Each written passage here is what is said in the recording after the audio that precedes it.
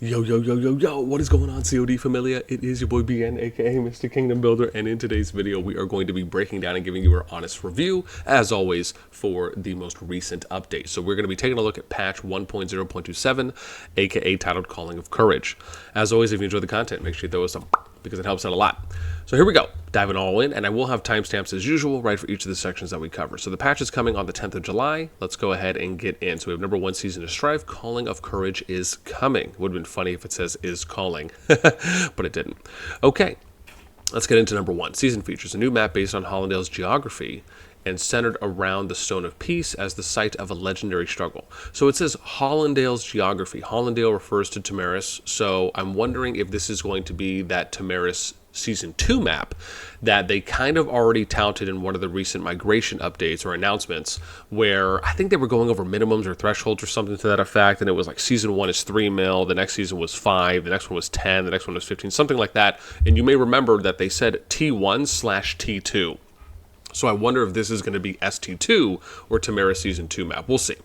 But it is nice that we're obviously at least getting a new map, or at least an adjusted one at minimum. I say that because of the fact is that the Beleren Season 2 map, I think, is the most well-done map, at least for the Beleren Season maps, because of the fact of the adjustments they did in the final zone, making it a lot more open field emphasis.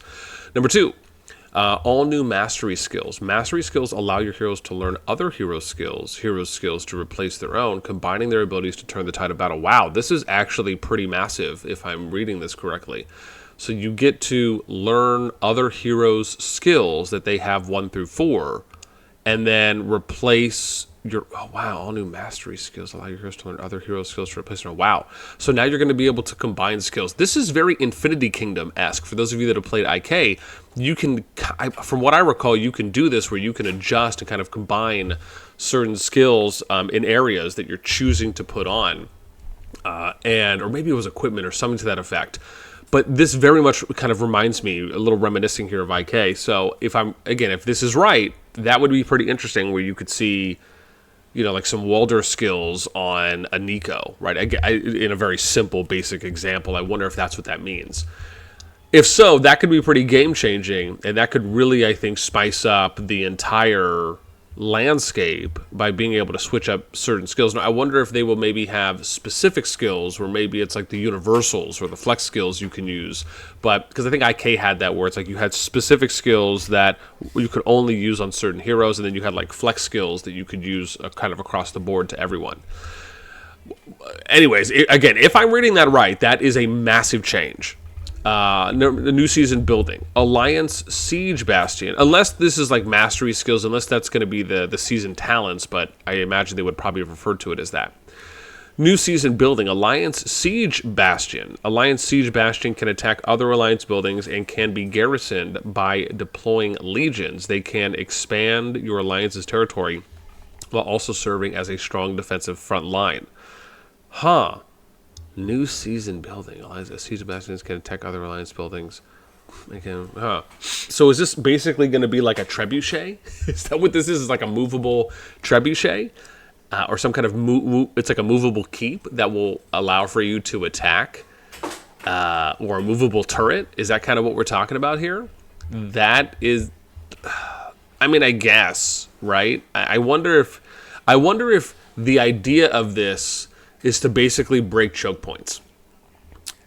Because the first thing that comes to mind is, something like Age of Empires, where if you have some kind of like a trebuchet unit, or in even other RTS games, traditional RTS games, where you have these like long-range units that are used to basically force fights, right? It's like you have to address it by either countering with a long-range unit, or a super long-range unit in this case, right? Or you have to actually go out and attack it to destroy it, which kind of forces more open field engagements, or just engagements in general.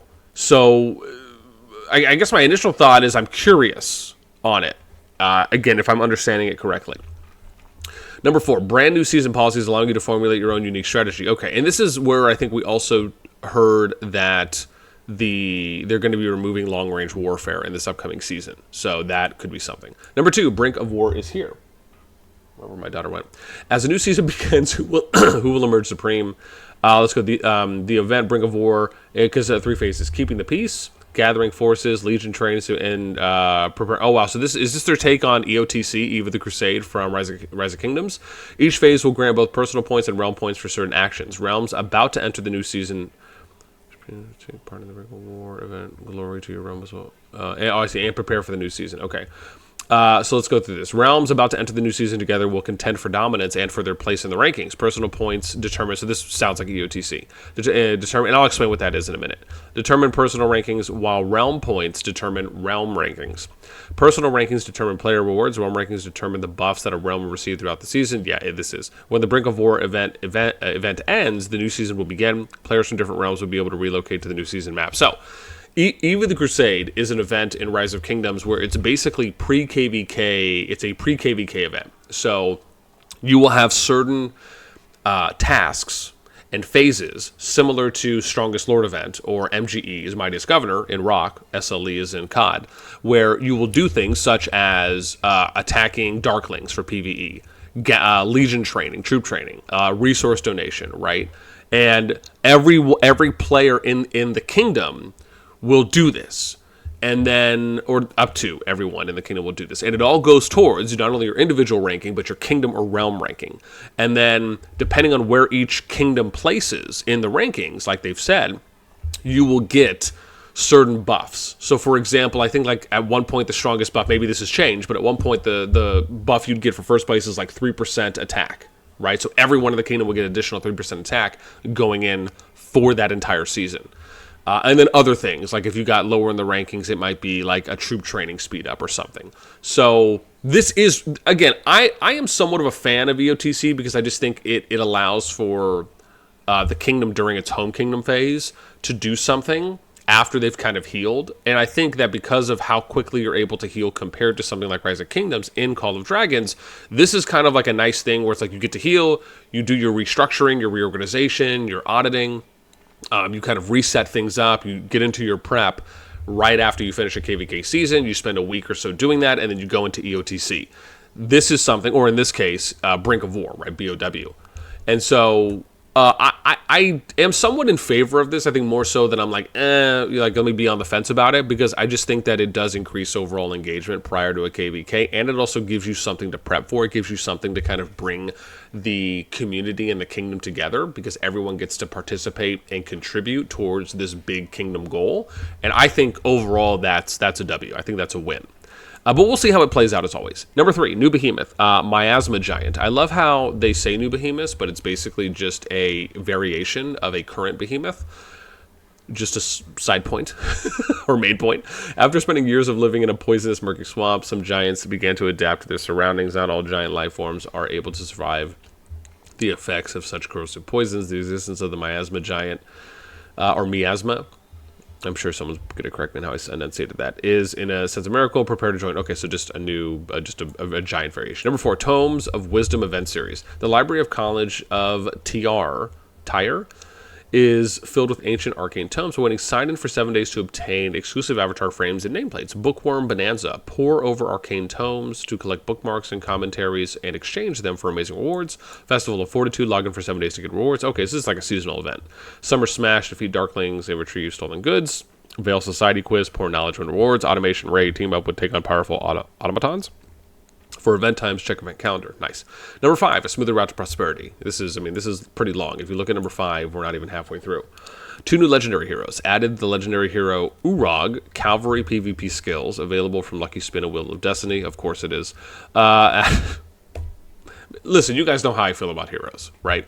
My whole thing about heroes is that, and same thing with artifacts, is once again, and I'm probably going to put a suggestion for this at some point, right? And I'm sure hopefully people will enjoy this once I do it, if it's not already been put up there. But you've heard me talk about this for a while, where my true belief is that once a hero's released, regardless for how you can access it, whether that's in some kind of a paywall and some kind of a premium currency wall, or if it just gets added to the gold chest, is that every single hero and every single artifact should be added to either the gold chest or the artifact chest, that you can get legendary artifacts and or legendary heroes after a period of time has elapsed. So an example would be legendary hero, legendary artifacts released. right? 1 to 2 months after they are added to the chests. And then but they're still available. It's not like they get taken away. In this case, right, if you look at Urog, right, Urog in, let's say, 2 months would get added to the gold chest, but you could still get Urog and Lucky Spin a Wheel of Destiny, right? Just to explain that in a very simple way. That's my belief on it. And so I hope they eventually do something like this, because I think it would make the game so much more free-to-play friendly, and it would do something that I don't know if I've ever seen another Kingdom Builder do, at least for the ones I've played and or have heard about. Then we have Legendary Hero Tobin, Cavalry Rally Tank. So we have 2 new Cav units. We have a PvP skills and a Rally Tank, which I'm sure, let's be honest, Pervy Sage will be excited about, and any other Cav mains out there, depending on how they look. Available from the Wheel of Destiny and Strongest Lord events. 2 new Legendary artifacts, Cavalry PvP Assault, Wolf Howl Horn, available in Forge of Light and Riches of the Forest. Mana Stone Hunter All-Rounder. Interesting, I wonder if that's going to be like a Mana Stone Hunter. Why does that feel like it's going to be a gathering thing? Available from the Universal Artifact Compendium. Probably just, hopefulness on my part. Number 3, new feature, Exchange House. Here we go. Exchange House. The Merchants Guild of Tagar has opened the Exchange House. You can spend exchange coins at the Exchange House to purchase resources, gold, wood, or mana.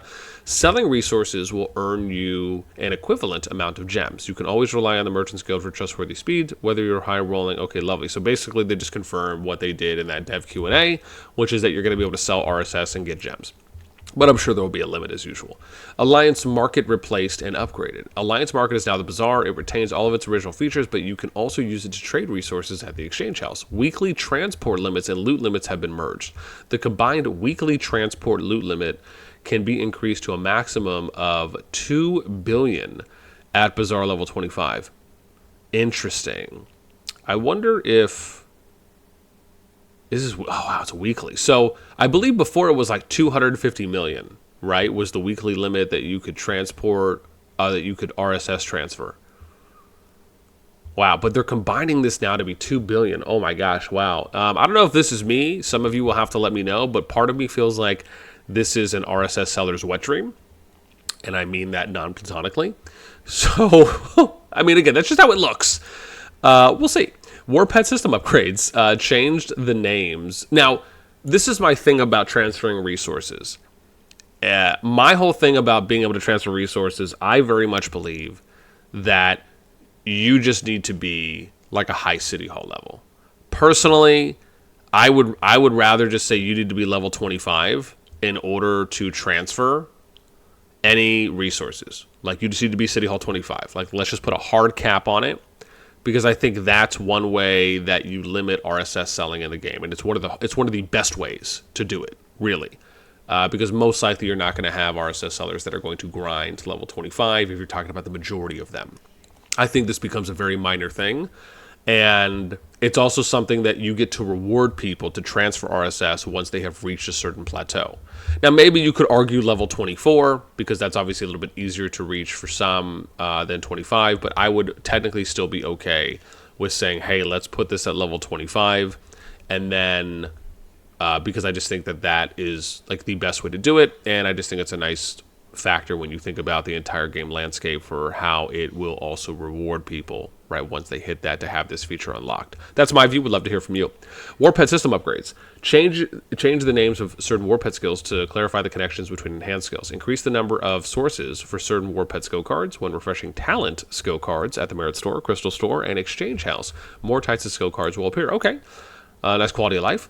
Change the sources for 3 War Pet skill cards. Advanced Counter-Strike, previously Wild Counter-Strike. Advanced Fierce Attack, previously Forceful Fierce Attack. And Advanced Chain Strike, previously Steadfast Chain Strike. They can no longer be gained by capturing War Pets, but now can be attained from the Crystal Store. I guess it depends on how easy it is to access them from the Crystal Store, and then what the cost to capture rate difference is. Someone will have to let me know, but part of me feels like maybe it's not the best thing. I'll wait to hear from someone in the comments. The following skill cards can now be obtained by capturing War Pets: Outburst of Rage, Fatal Bite, Light's Guidance, Magic Pulse, and Elemental Harmony. Again, don't really mess with War Pets, at least at the moment, so I will defer to someone else's expertise. Adjusted the base price of certain skill cards at the Exchange House, significantly reduced the base prices of Advanced Counter-Strike, Advanced Fierce Attack, Forceful Fierce Attack, significantly increased the base prices of Outburst of Rage, Fatal Bite, Magic Pulse, and See, the thing when they say that they're adjusting, I want to know why. Once again, as I've referred to in the past, League of Legends, I think, does a great job with their patch notes where when they talk about adjustments and changes, they also give you an explanation and they tell you why things are being changed. And that's something I want to hear from them. That's something I expect every single patch notes where they will explain themselves. And even if it's something simple as saying, oh, well, the reason why we're increasing the base prices on these artifacts is because we're noticing that they are being used a lot more than the other artifacts on a ratio of 3 to 1. Or we're seeing that these artifacts are getting 37.5% usage out in the field compared to these other cards, which are only getting 7.9% usage. Like, give a reasoning for why. Added a new War Pet skill card quick upgrade feature. You can now quick upgrade 0-star and 1-star skill War Pet skill cards. You are guaranteed to receive your desired skill card after quick upgrading them. That's nice to know. Much more storage space, we knew that, and the one before, will be granted for skill cards. With each storage space upgrade, players who have already expanded their storage will have it proportionally increased, sped up the auto-regenerate animation. Okay, nice. Number 6, an even richer combat experience. This should be interesting. Improved the experience of dragging legions on the map, greatly reducing accidental or unrecognized commands. Okay, I'll take that as a nice quality of life. Strengthened flying units. Engineering increased for all flying units. Ooh, nice. Added a new flying marksman skill, bombing run, which can now destroy buildings at long distance. Ooh, interesting. So this whole thing that they're kind of going with like this trebuchet-like alliance building, this bombing run for long distance attacking buildings, like, to me it really feels like this is maybe their take on how do we address hard defended turtled choke points, or just choke points in general, right? This is something, or turtling, right, if you will. And I actually think that this could be a great way to address this, or at least add on another tactical element that doesn't, because right now, if you think about how you're going to break a choke, you have to do it all at close range. Everything has to be done. And there are pros and cons to that. And so this, I think, could be something nice. It depends on how it's done, of course. But I do think that this could at least be, I don't know if I want to say a nice full edition, but I think this is going to be a nice test. Let me say that. And then obviously, you know, adjustments, hopefully, that can be made. So we have, where was I? Add a new flying, increased movement speed of flying marksmen and marksman units. Okay, wow. That's flying marksman and normal marksman units. Adjusted flying marksman unit skill wildfire. Previously, if the legion has not moved for 4 seconds while in battle, HP and hero skill damage are increased. Now, while launching a normal attack, chance to trigger an increase in HP and normal attack damage. I actually think that this is a better change. And I say that because I think this change is actually more in line with what you would see kind of from a standard AD carry or an ADC in League of Legends, where it's, again, as someone who's kind of doing that, you have to have a lot of movement. Especially if you want to be able to, I don't know if I say a lot of movement, but you need to be able to move, hopefully, a little bit quicker than your opponents, so that way you can engage, disengage appropriately, and you can also kind of micro and kite your attacking, right? So you can kind of move, hit, move, hit, move, hit. I think this is actually a nice change. I'm looking forward to seeing this in action, personally. New flying cavalry unit skill, Eagle Strike. If there are no other friendly legions within a certain range of your legion, they deal more damage. Ooh. New flying cavalry. So this kind of friendly legion, I don't know about that. Like, part of me, I guess, maybe. Part of me feels like, for the most part, flying and kind of cav units, you know, can work good in bunches, but I just don't know if I see them as like solo individual glass cannons, so to speak. I guess we'll see. Maybe some people love this. Let me know. Number 3, improved user experience for Artifact Rattle Spirit. You can now cast Vicious Strike more quickly, and any orders issued to a legion while the skill is being cast will be carried out immediately when the skill ends. Previously, deals damage in a forward arc, strikes 3 times. Each strike has a short charge up. The direction of the strike can change slightly each time. Now, strike 3 times in a designated arc. The first strike has a short charge up. The direction of subsequent strikes can change depending on the target's location. Okay, so the first one will basically hit, and then the next 2 will change slightly. Okay. Will change depending on target location. Oh, I see. So, yeah. So this is direction. This is target location. Okay, understood. Number 4, new compatibility recommendations. Compatibility recommendations will be shown when selecting heroes, artifacts, war pets, in the hero and artifact and war pet screens. Okay. We'll see what those recommendations look like. Number 5, reduced cost of sieges. When attacking enemy cities, 35% of severely wounded units will die, down from 50%. Interesting. This, to me, is better. And this was because, again, there was such a big emphasis on the fact that the attackers lost more than the defenders, when really this should just have been an even number, and it should just come down to who is better prepared and who has, I don't know if I want to say who's better prepared, but I think overall, well, maybe partly I do. It's more about like who's out strategizing who, right? And I think part of me feels that way. I understand it that if you're the attacker, more often than like so, and the other side of looking at it is this: more often than not, if you are attacking someone or you're rallying someone's city, more often than not, you are going to rally someone's city who's weaker than you. And that doesn't mean that only those people are going to get rallied. Strong players, I've seen strong players get rallied as well. It's just more often than not, if you have the opportunity, you're probably going to target people that are a little bit weaker than you. So I understand, I can also understand it from that perspective on why they had the attacking percentage higher than the defending percentage when it came to rallies and units that would die. However, do I think that this is more in line and equal? And fair for both the attacker and defender, where it really just comes down more to like hero matchups, etc., unit tiers, bonuses, buffs. I partly do. I'd love to hear what you guys think on this. I don't think that this is like a L. I don't know if I want to say this is an overwhelming W, but I do lean a little bit more on the fence of this being a bit more of a W. Number 6, reduced cost of healing. Base cost of resource healing has been reduced by 25%. I think this is actually another W as well, because I know we've heard about the amount of RSS cost for healing just being a bit too high. So I think this is actually a nice adjustment, even though we haven't got an increase in free healing, which I think we'd all would love, or elixir healing.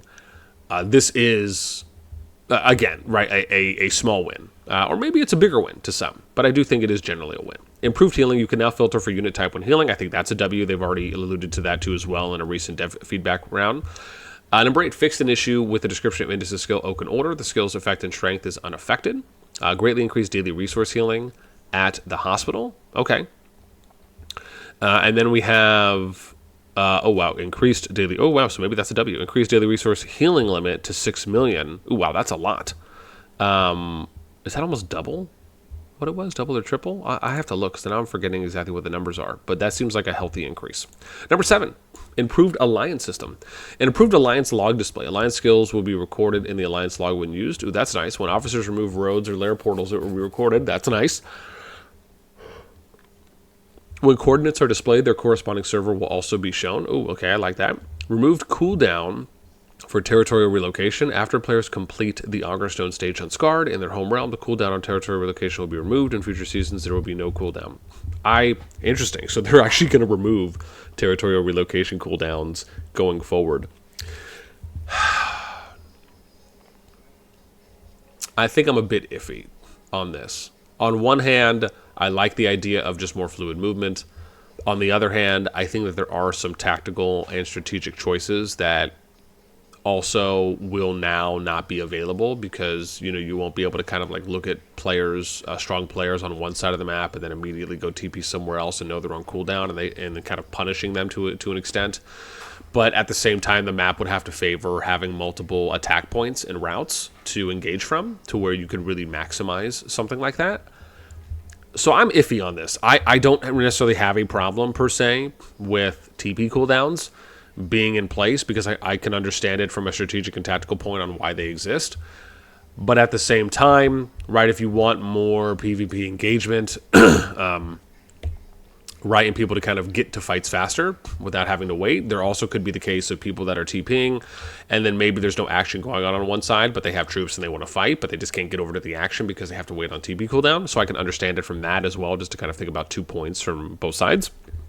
So yeah, this will be interesting to see how this plays out. I'd love to hear what you guys think on this one. Warband members can now join each other's rallies and can also garrison each other's cities and buildings. This is actually something I already thought that they could do, but this is nice to see that they're improving this. I actually think maximizing and investing a little bit more into the warband system to make things a little bit more cohesive between the alliances that are in it is a nice thing.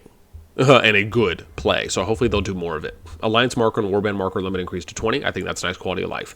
Other improvements were almost at the end. You guys know me, I'm all about this. New beginner's migration feature. Uh-oh, are we getting, is jumping going to become a thing? Players in Season 1 can use Beginner's Migration to relocate their city to any server in the construction phase that has space for Beginner's Migration users. The item will be automatically issued to all newly created characters and will be scrapped when your city reaches level 12, your character reaches 7 days old, or Brink of War event begins on your server. Dude, jumping's a thing now. Jumping is going to be a thing now. This is it. This is it.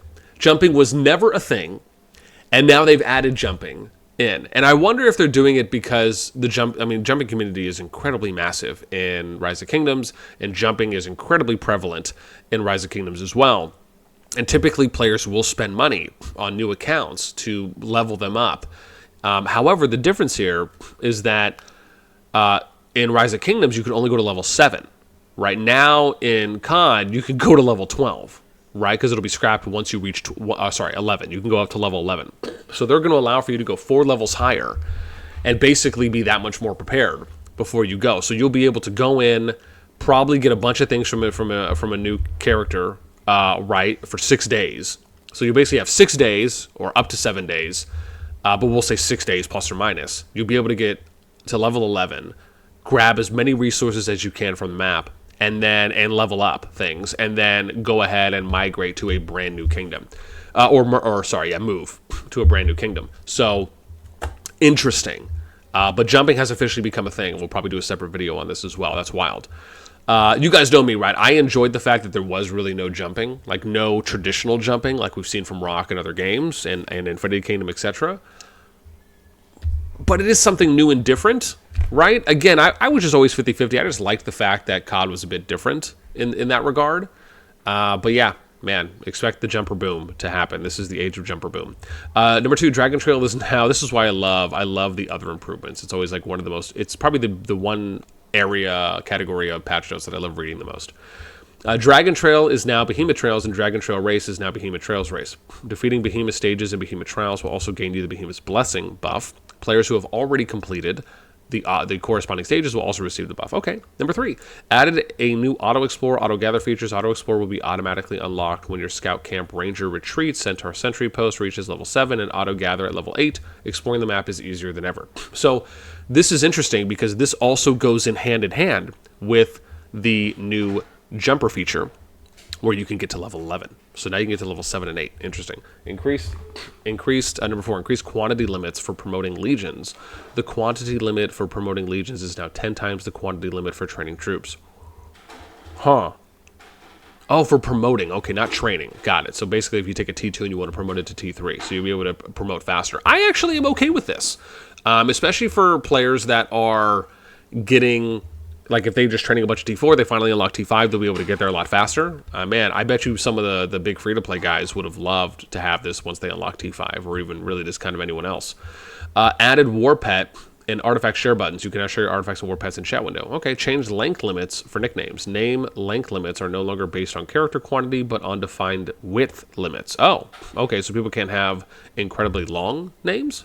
Is that what that was for? I'm curious if that's why. Maybe it's just long, really incredibly long names appearing on the screen, or for some other reason. I'm sure someone will let me know in the comments. Improved animation for obtaining items. When obtaining an item, the item will fly to the items bar in the lower right corner. Okay. Improved graphics for elven units. Okay. Phew. And that's it. Look at this. About 29 minutes here that we're in. This is a massive update. And not only do we have... So my concluding thoughts. Season of Strife. We'll see what the new map looks like. The new season building, the Siege Bastion, I'm very curious to see if that is basically going to be like a movable keep that you can use for long range, to as they say, to attack buildings. What exactly? Okay, whew, was able to pause there for the sneeze. The EOTC, so we have the Eve of the Crusade event coming. A new, not really a new Behemoth, I would say an adjusted Behemoth, right? An evolved Behemoth. Right, we have the new legendary heroes, the new artifacts. We have the exchange house that's coming. Some war pet system upgrades. The richer combat experience, right? So flying units and marksmen are getting, or flying marksmen and marksman units are basically getting a buff. The flying cav, that's getting the adjustment. More healing, even based city attacking and city defending for rallies and garrisons. Some alliance adjustments, and then again, I think probably the hidden gem of this update is going to be the new beginner's migration feature, which is basically now making jumping relevant. Yeah, and the auto explore that basically kind of goes hand in hand with that. So yeah, I think overall, I still like the update, right? I think I like it more than I dislike it, if you will. But there are some questions that I have, as I mentioned during the review. So we'll see how that plays out. But I still like to believe that this is a little bit more of a W. As I said, I think I'm more in favor of it than I am in disfavoring it. But I'd love to know what you guys think. Let me know in the comments down below. That's going to do it for me. As always, until next time, we'll catch you later.